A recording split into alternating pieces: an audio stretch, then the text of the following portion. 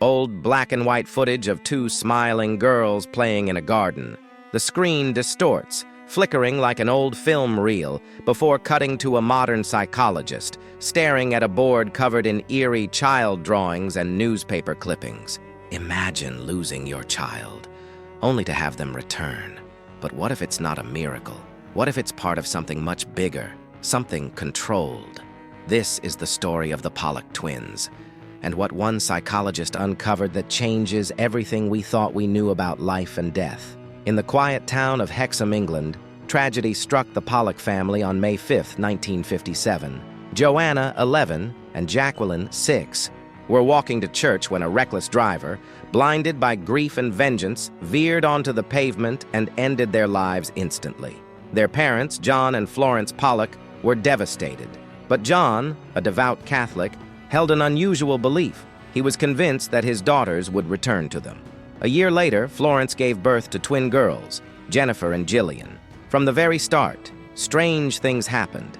Jennifer, the younger twin, bore an identical birthmark to Jacqueline's scar on her forehead.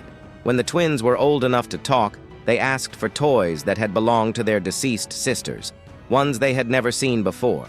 They recalled places in their old town they had never visited. Even more chillingly, they spoke about the accident with eerie accuracy. The case baffled psychologists, skeptics, and spiritualists alike. But what if the Pollock twins weren't an isolated case? What if someone, was orchestrating these mysterious reincarnations?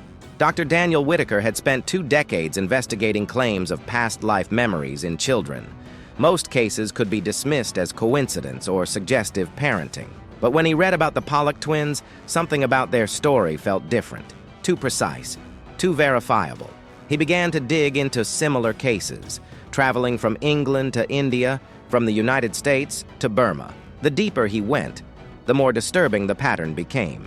He documented over 100 cases of children recalling vivid details of past lives, often with matching birthmarks or scars of previous fatal injuries. But then he found something even more unsettling. These children weren't randomly recalling past lives. Their memories aligned with documented deaths in ways that suggested an external force was guiding the process.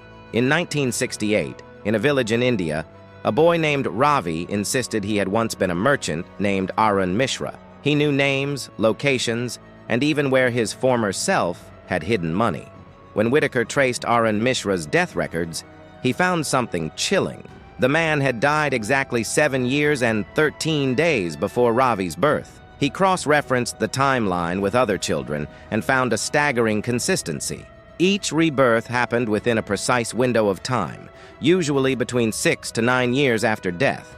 This wasn't random, it was a pattern. Whitaker continued to investigate, uncovering historical records that suggested this phenomenon had been happening for centuries. The oldest cases spoke of soul shepherds who guided certain spirits to be reborn in specific families. But why? And who was behind it? His research led him to Dr. Elias Morgan, a neurologist who had been conducting clandestine studies into memory retention in newborns. Morgan's data suggested that some children's brains seemed to carry latent neural imprints from previous lifetimes. More disturbingly, he hinted that a hidden group was controlling reincarnation. One evening, in an old archive in Edinburgh, Whitaker found a file that sent shivers down his spine. It belonged to the mysterious Thanatos Institute, an organization that had been studying reincarnation cases for over a century. The document suggested that high-ranking officials, scientists, and religious leaders had long been aware of controlled reincarnation.